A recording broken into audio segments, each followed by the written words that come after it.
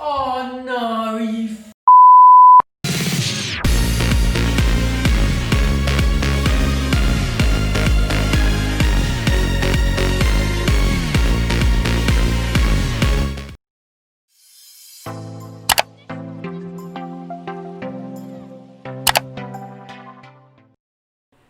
Hi, welcome to another episode of Screw the Pool. I'm Ian, and alongside me are Sean and Martin.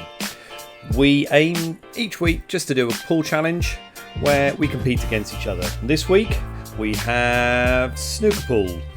Snooker Pool's straightforward, kind of. Basically you have 10 reds on the table, racked like the top 10 reds of pool balls. They are all reds effectively, like they would be in snooker. You take the black ball and then you can place it onto any spot and it becomes that coloured spot. But you do this after the break.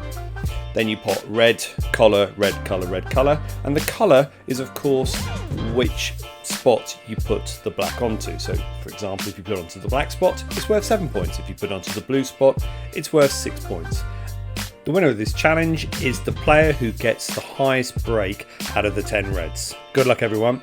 You join us here at the Screw-cibel Theatre in Kent, where we have the Screw the Pool Snooker Pool Challenge, where 3 of our likely lads go head to head.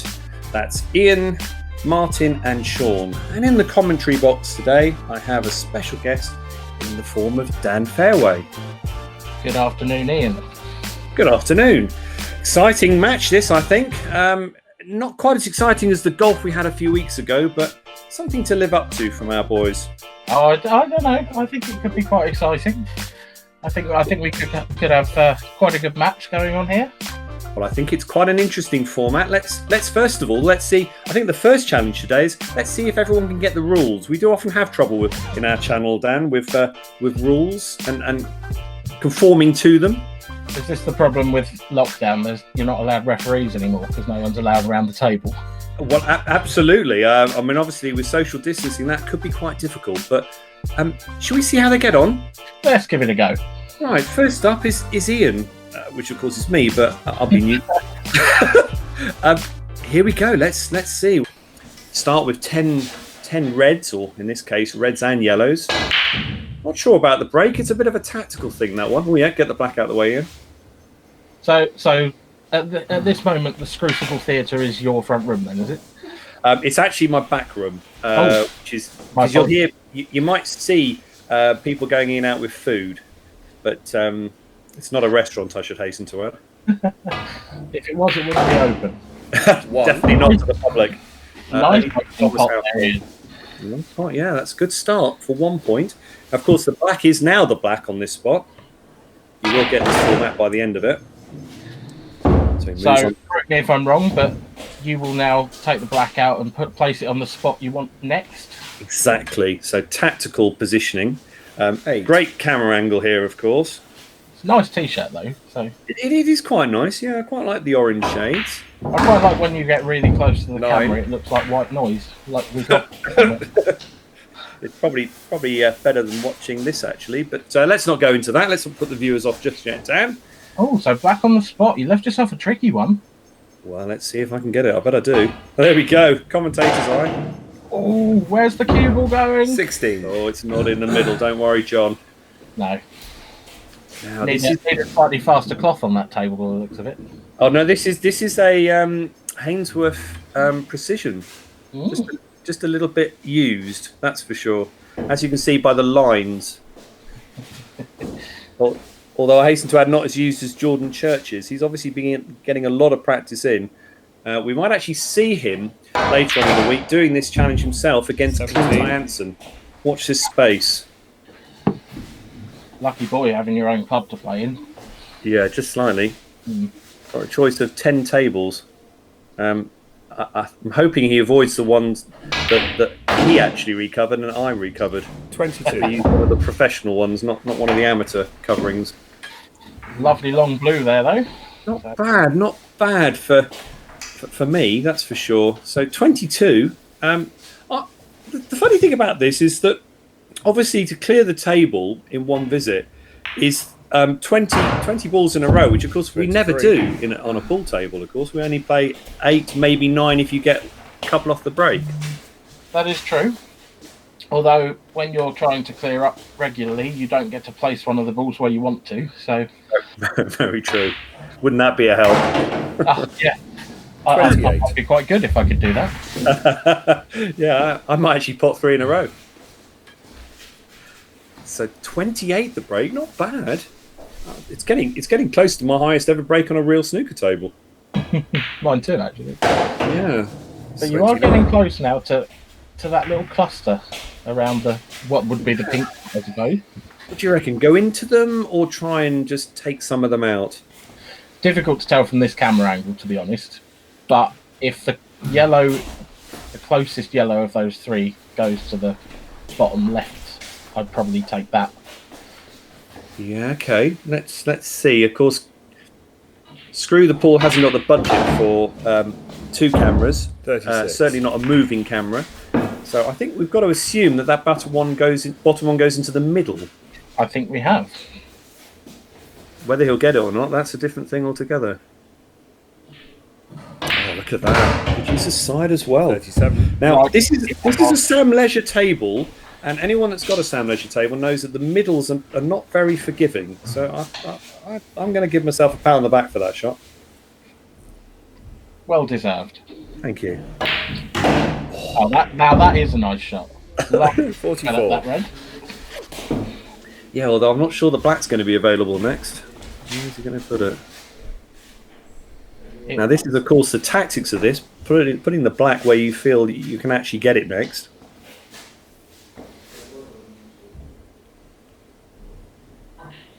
Oh, he's gone a bit close to the black. 45. Very close. Blue. But if there were a referee here, I'd be asking him to have a quick look at the push shot. So, Oh, didn't even get close. no, Dan, come on, didn't even get close. it's not that I don't trust you. It's just I don't trust you. I wouldn't. Oh, now I think he's chickening out of this one. He could have gone up and down for the black to get 2 extra points. Lovely control. Tracer side, isn't that what you say on the BBC? 51. I believe I'll probably use that expression. Yeah, I think my favourite is Dan Davey. He tends to use the expression "rakes of side." That's his. Oh, okay. His favourite. I'm not sure it's that good. No, but when someone puts a lot of side on, it's rakes of side, which I've never heard anyone else say actually. Well, I can guarantee, I can vouch for this player that 56. rakes of side would equal a missed pot. Or a miscue. Yeah, yeah, definitely. Depends how big the rake is. Just about come through far enough for the yellow then. Yeah, it should be a straightforward clearance. We of course should have celebrated the fact that he's gone over 50. Absolutely, which yeah. I think it's quite credible.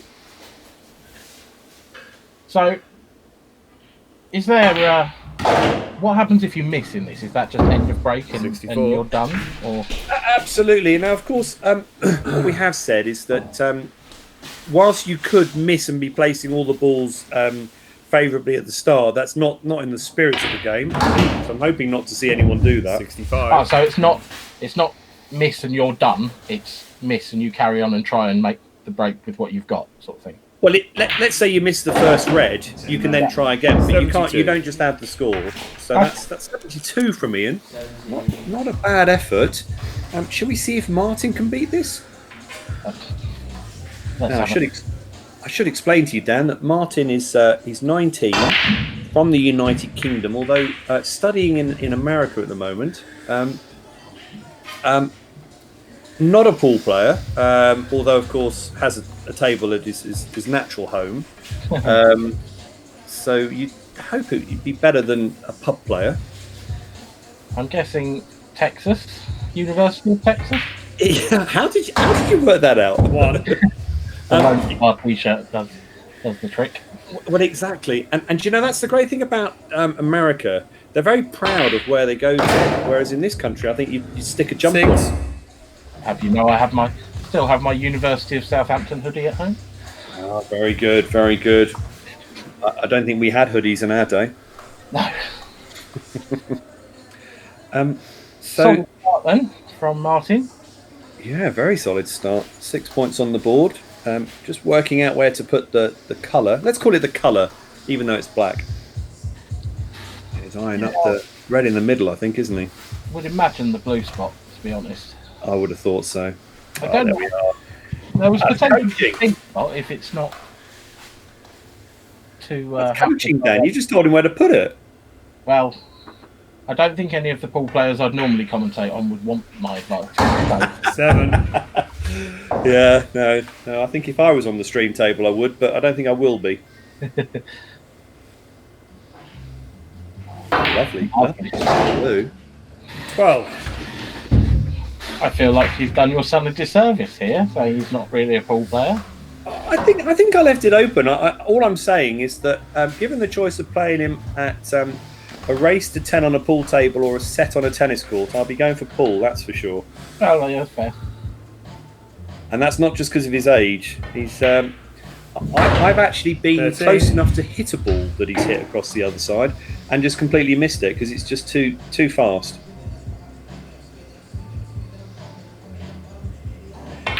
Of course, the black spot covered up, isn't it? Which is a 18. shame because obviously every time he's putting the coloured ball back on the spot, he can't put the black spot, so therefore that's losing points every time. But he's up to 18 already.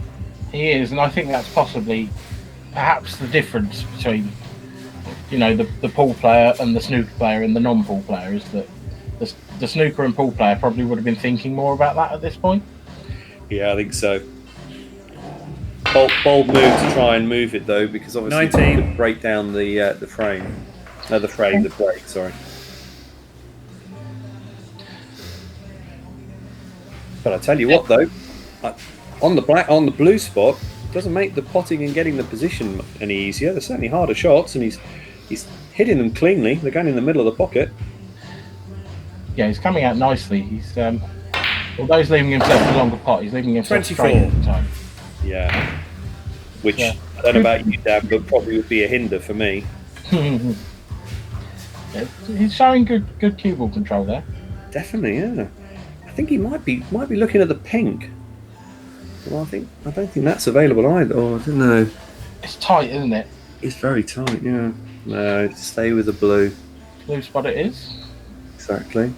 I think we did have a couple of practice runs of this just to get the rules clarified, and it seems really easy, but I tell you, getting 50 is not straightforward. It can certainly be a 25. challenge for any pub player when they get back out to the pubs. Give it a go. See if you can get to 50. Not that straightforward. I imagine it's broadly similar to actual pool in that a lot of it's dependent on the break. If you end up with a big cluster 30. around the black spot, you're going to struggle. Yeah, that's right. I think also the one thing that we both said after a little practice was that it really highlights the need to hit the ball gently and keep control rather than actually slam them in. And I think a lot of pub players do slam the balls in. Oh yeah, without a doubt.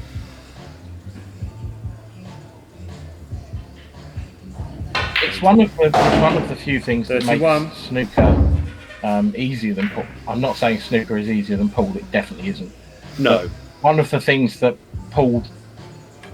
makes pool harder in some ways is that you have a pattern of play and you have to take balls in a certain order. Whereas in snooker, you're generally always playing for a colour after the next shot, and you've got a choice of balls after the next shot. Well, that's right. You've got a choice of 6 collars and then a choice of 37. anything up to 15 reds. I agree with you. It's just the fact that it's 4 times the size, which I still find I can't even see the other end of the table. Now, it does make it tricky on a long pot, I'll give you that. Definitely. So, 37 for Martin. Very good, I think. Very, very impressed. Very proud father commentating. And when I say he really doesn't play much pool, when he's in America, he doesn't play any pool. And that's most of the year. So, very good effort. Now, tricky little rail shot here. It's tricky.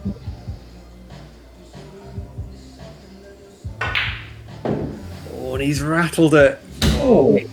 See his disappointment. Tough shot, but 37, good effort, I think. I think it's a very good effort. I think he's a little unlucky that didn't drop from. from where I was sitting.